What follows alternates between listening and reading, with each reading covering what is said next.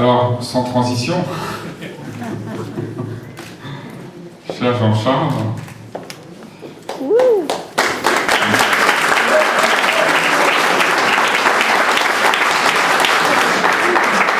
alors avec Jean-Charles, on va un peu plus à l'est. Nous étions à Casa, nous voilà à Constantine. Ouais. Il n'y a qu'un seul habitant de Constantine? Non.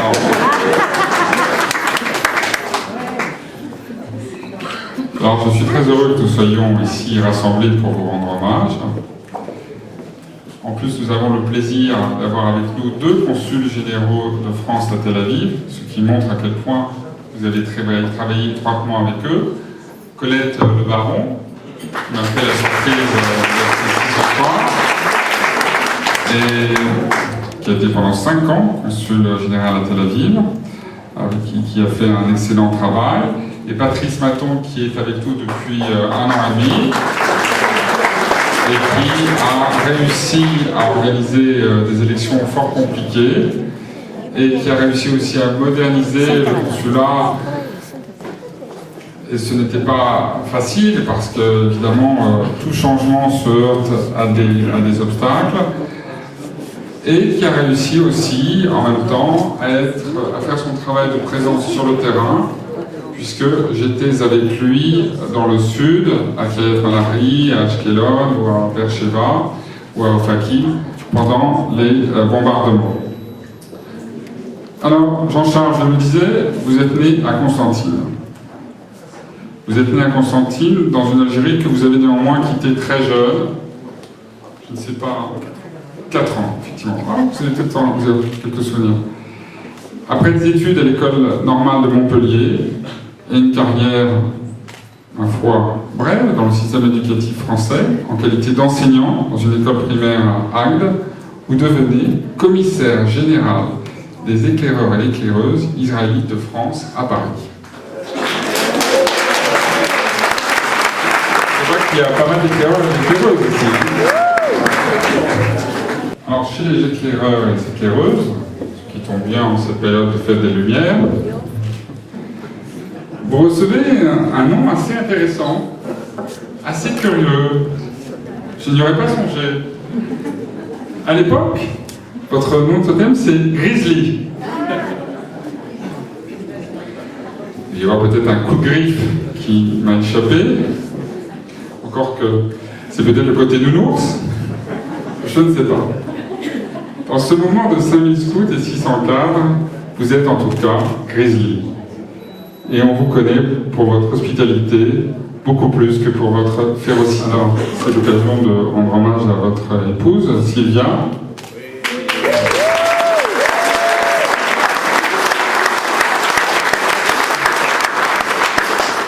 Avec qui vous vous évertuez à accueillir chez vous, par vos conseils, sans relâche, les nouveaux arrivants de France. Et je suis sûr que vous avez aussi transmis ces qualités à vos 5 enfants, Yael, Léa, Ilan, Sarah et Ariel. Enfin, vous connaissez les amants de Sion. Vous êtes clairement un amoureux du peuple juif et de ses valeurs. Vous êtes en cela un héritier du rabbin Léon Ashkenazi, Manitou, ce Français d'Algérie de religion juive, comme il se définissait, priant en hébreu, fredonnant en arabe et parlant en français. Alors vous œuvrez pour la transmission des valeurs et des traditions juives dans cette occasion de plus ouverte au monde. Ce souci d'ouverture se retrouve dans votre respect pour la diversité des courants au sein du judaïsme, comme aussi votre intérêt pour la diversité interreligieuse. On se souviendra que sous votre présidence du scoutisme français ont eu lieu les débats sur l'intégration du scoutisme musulman, pour lequel vous avez œuvré. Alors votre cible, si j'ose dire, c'est la jeunesse. Vos expériences, pêle-mêle, directeur d'un réseau de 25 centres culturels de vacances et de loisirs de Paris, directeur de l'école Mandel à Jérusalem, chef du département jeunesse, culture et formation du Fonds social juif unifié. C'est l'occasion d'ailleurs, j'aurais peut-être pu commencer par là, de saluer la présence parmi nous du nouveau directeur général du Fonds social juif unifié, qui nous fait l'honneur de venir spécialement pour cette cérémonie en Israël. Donc je le salue, notre ami qui est là parmi nous et qui peut-être voudra dire un mot à la fin de la cérémonie pour se présenter. Alors, je parlais du Fonds social juif unifié, donc vous avez été le chef du département jeunesse, vous avez été aussi fondateur du programme d'envoi de jeunes Israéliens francophones parmi les éclaireurs et éclaireuses israéliennes de France. Alors, votre action ne se limite pas aux jeunes. Vous avez aussi, je l'ai découvert à cette occasion, apporté une aide inestimable aux refusniks, ces juifs du RSS coupés de leurs liens culturels pendant des années, et vous avez contribué au maintien des liens avec leur communauté, à la défense de leurs droits. Alors vous êtes, ça c'était une évidence, ça je ne l'ai pas découvert, vous êtes un amoureux de la France. Vous avez été cofondateur des espaces francophones d'Israël, délégué du Fonds social juif unifié ici depuis 2002, et vous saisissez toutes les occasions d'établir des ponts entre nos deux pays. Parfois, il faut bien le reconnaître, c'est assez utile, voire indispensable, pour franchir les quelques fossés qui se présentent au hasard des événements. Alors, cette France, vous l'aimez. Vous êtes un fan inconditionnel de la musique française et de Brassens en particulier. Vous êtes même à l'origine, là je dois avouer que je n'ai pas très bien compris, d'une tournée en 2008 de Brassens l'Irlandais. Ça, il faudra que vous m'expliquiez. Alors pendant plusieurs jours, un trio d'artistes français a repris les plus belles chansons de Brassens sur le mode traditionnel irlandais avec une touche de blues à Haïfa, Ashdod, Ranana, Jérusalem et Tel Aviv. Et les bénéfices de cette tournée, car vous ne perdez jamais de vue votre objectif, ont permis à des enfants israéliens de partir ensemble en vacances. Quoi de plus beau? Et donc pour vous, Jean-Charles, c'est un peu toujours les copains d'abord.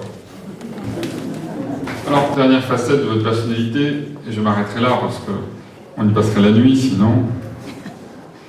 Vous avez aussi voulu témoigner, vous avez voulu participer à la commémoration de la Shoah. Vous êtes aujourd'hui secrétaire général et coordinateur de la Marche des Vivants, qui permet depuis 1988, 24 ans, à des milliers de jeunes de toutes origines de se retrouver en Pologne pour un voyage émouvant d'histoire et de mémoire. Cette année, ce sera la 25e marche. Alors, se souvenir, ne pas oublier, transmettre, soyez assurés que la France, qui a beaucoup failli, ne faillira pas devant ces exigences. Le président de la République, François Hollande, comme ses prédécesseurs, enfin, comme certains de ses prédécesseurs, l'a dit, le 16 juillet dernier, c'était la 70e commémoration de la rafle du Vel d'Hiv. Il l'a rappelé, ce crime commis en France, par la France, contre ses valeurs. Il l'a redit, il ne peut pas y avoir en France une seule école, un seul collège, un seul lycée, où la Shoah ne puisse être enseignée. Il ne doit pas y avoir un seul établissement où cette histoire-là ne soit pleinement entendue, respectée et méditée. Il ne peut y avoir, il n'y aura pas, pour la République française, de mémoire perdue. Il est temps, Jean-Charles, de conclure. Et je voudrais donc, pour tout ce qui a été dit, votre action en faveur de la jeunesse, votre action en faveur de la transmission de valeurs de respect, de tolérance, pour votre engagement sans faille. Et j'allais dire aussi, au nom de la communauté française d'Israël, je crois que votre action est reconnue. Elle est reconnue ce soir dans toutes ses dimensions, ses facettes, son éclat. Et donc il était grand temps que je puisse procéder à cette cérémonie.